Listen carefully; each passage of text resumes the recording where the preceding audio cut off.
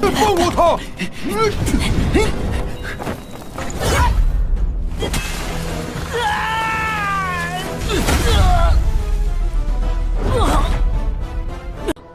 是时候结束了。武器偷盗。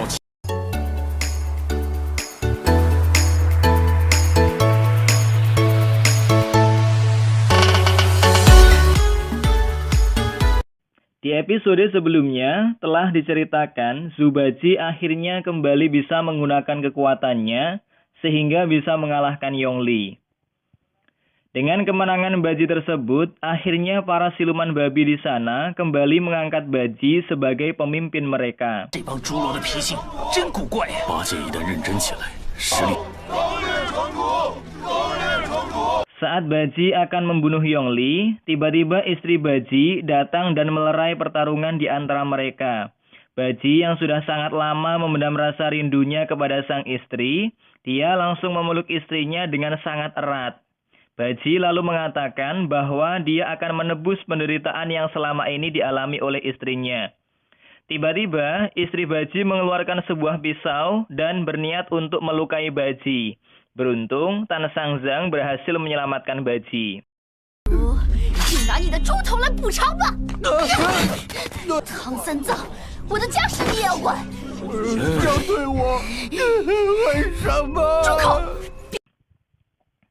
Baji yang merasa aneh dengan tingkah laku istrinya, dia lalu mendengar penjelasan dari istrinya bahwa dulu sang istri memang sengaja membujuk Baji agar ikut bersama Tan Sangzang mengambil kitab suci. Dengan demikian, dia bisa bebas menjalin hubungan dengan adik Baji. Baji yang sangat marah setelah mendengar penjelasan dari istrinya, dia lalu memanggil garbu besi 9 runcing miliknya. Namun Baji bukannya menyerang mereka, Baji justru menangis dan lari meninggalkan mereka. 就是你！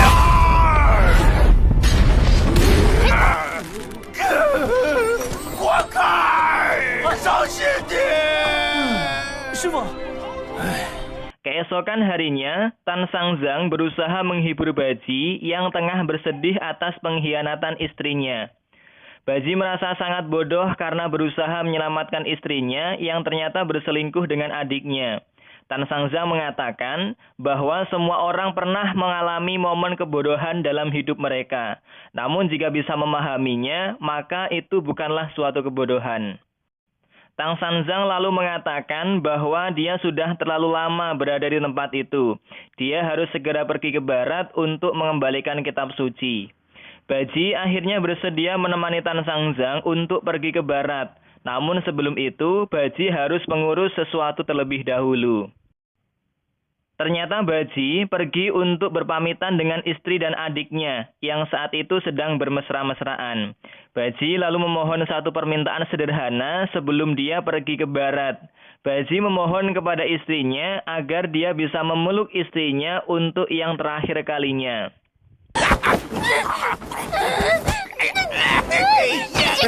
我滚喽！走了。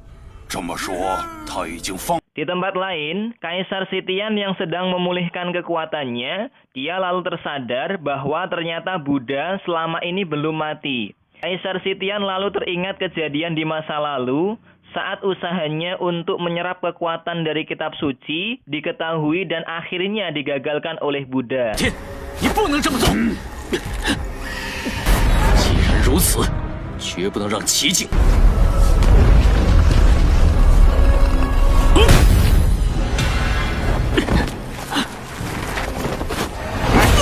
就凭你，找死！奸细，落入他的手中。 Sementara itu di tempat lain, Baji akhirnya bergabung dengan gurunya untuk mengembalikan kitab suci ke barat. Di waktu malam hari, Tan Sangzang menulis sebuah mantra dan merubahnya menjadi arwah seekor burung. Tan Sangzang lalu memerintahkan Bailang untuk menangkap burung itu. Hal itu sengaja dilakukan oleh Tan Sangzang agar Bailang mempunyai kesibukan dan Tan Sangzang bisa tidur dengan nyenyak. Namun ternyata latihan tersebut berhasil membuat Bailang mengendalikan roh yang berada di dalam tubuhnya. 可恶！ 继续练习，专心一点。 好， Keesokan harinya, mereka melanjutkan perjalanannya hingga akhirnya mereka sampai di sebuah gurun pasir yang sangat panas. Mereka lalu memutuskan untuk beristirahat di bawah naungan batu besar. Bailang langsung mengambil air minum dari perbekalan mereka, yang kemudian langsung dicegah oleh Baji. Saat mereka berdua sedang berebut air minum, tiba-tiba Aosuo mengambil air minum itu dari mereka berdua dan meminumnya hingga habis, yang tentu saja hal itu membuat Baji semakin marah. Aosuo lalu berlari dan menggunakan insting naganya untuk mencari sumber air terdekat. Mereka semua akhirnya melanjutkan perjalanannya untuk mencari sumber air. Namun setelah lama mereka melakukan perjalanan, mereka tidak kunjung menjumpai sumber air yang dimaksud oleh Aosuo. Karena ternyata saat ini mereka sedang berada dalam pengaruh mantra, sehingga mereka berputar-putar di tempat yang sama. 我们已经跌入迷阵之中。 迷阵。 Setelah melihat batu-batu kecil yang terjatuh, mereka tersadar bahwa selama ini mereka sedang diamati oleh seseorang dari atas batu. Mereka lalu mengejar orang itu yang berusaha melarikan diri. 来了，快追上他！ 放我他！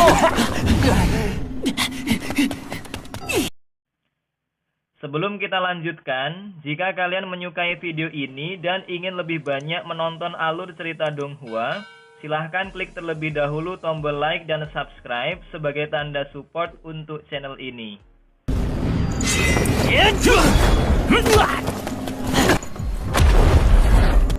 十分差了我，可恶！ Di sebuah persimpangan jalan, mereka akhirnya kehilangan jejak dari orang itu. Tan Sangzang lalu membagi mereka menjadi dua kelompok. Baji dan Aosuo pergi ke kanan, sedangkan Tan Sangzang bersama Bailang pergi ke arah sebelah kiri. Sementara itu di Istana Langit, kita diperlihatkan bahwa Dewa Guanyin sedang berbicara dengan seorang dewa yang dia panggil sebagai guru besar. Ternyata orang itu adalah Jenderal Timur yang merupakan salah satu dari 4 raja surga yang berniat untuk mengambil alih tugas merebut kitab suci, yang mana tugas itu sebelumnya dipercayakan kepada Dewa Guanyin. 务必小心啊，小。 Beberapa saat kemudian, Ujing mendatangi Jenderal Timur di sebuah tepi sungai. Ternyata, Ujing adalah orang yang telah membuat Tan Sangzang dan murid-muridnya kebingungan di padang pasir. Ujing yang saat ini menjadi murid dari Jenderal Timur, dia mendapatkan tugas dari Jenderal Timur untuk membunuh Tan Sangzang dan murid-muridnya. Jenderal Timur lalu memberi petunjuk kepada Ujing agar membuat kerusakan dari dalam dan memecah belah rombongan Tan Sangzang. Dengan demikian Ujing akan bisa mengalahkan Tan Sangzang dan murid-muridnya. 明白。 Dan tanpa berlama-lama, Ujing langsung mengeluarkan ilusinya untuk memecah belah Tan Sangzang dan murid-muridnya, sehingga mereka saling bertengkar satu sama lain. Baji menuduh Aosuo yang ikut ke barat hanya untuk balas dendam kepada Tan Sangzang dan ingin membunuh Tan Sangzang. Hal itu tentu membuat Aosuo sangat marah dan langsung menghajar Baji. 猪头，忍不住了吧？忍不住开始暴露自己的本，关你屁事！这个混蛋！杀死你！ Sementara itu Tan Sangzang yang dalam pengaruh ilusi, dia mengatakan bahwa Bailang tidak cocok membawa kitab suci, karena Bailang adalah orang paling lemah di antara mereka. Tan Sangzang berusaha merebut kitab suci itu dari Bailang. Bailang tentu saja tidak menyetujui hal itu, karena Bailang merasa bahwa dia telah berjanji pada Xiao Yu untuk melindunginya dengan segenap nyawanya. Tan Sangzang terus memaksa merebut kitab suci itu dari Bailang, sampai pada akhirnya kalung Bailang bersinar dan menyadarkan Tan Sangzang dari ilusinya. Saat Tan Sangzang berusaha memulihkan tenaganya, tiba-tiba Wujing muncul dan menyerang mereka. Tan Sangzang berusaha menghentikan Wujing, namun Wujing yang ingatannya telah dihapus, dia tak segan-segan menyerang Tan Sangzang dan Bailang. 唐三藏啊！你是谁？关我何事？武静，快住手！死吧！师傅！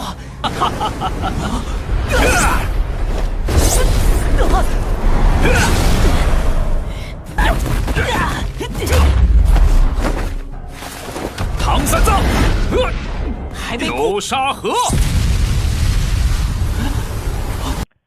Tan Sangzang lalu mengatakan kepada Bailang bahwa kelemahan Wujing terletak pada topengnya. Jika ingin mengalahkan Wujing, maka Bailang harus mencuri kesempatan untuk membuka topeng Wujing. Wujing lalu mengeluarkan sebuah jurus dan memanggil cacing-cacing besar untuk menyerang Bailang. Bahkan saat Bailang berhasil melepaskan topeng Wujing, Wujing pun masih bisa berubah menjadi sebuah raksasa dan menyerang Bailang. 劫匪的是。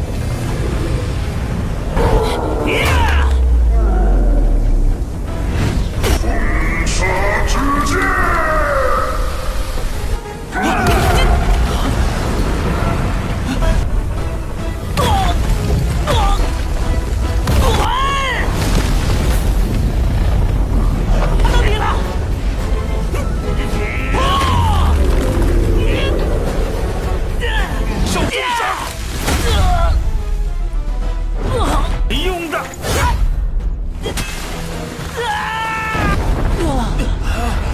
杀掉你，成功。 Cukup sekian untuk video kali ini. Terima kasih bagi kalian yang telah menonton dan sampai jumpa di video berikutnya.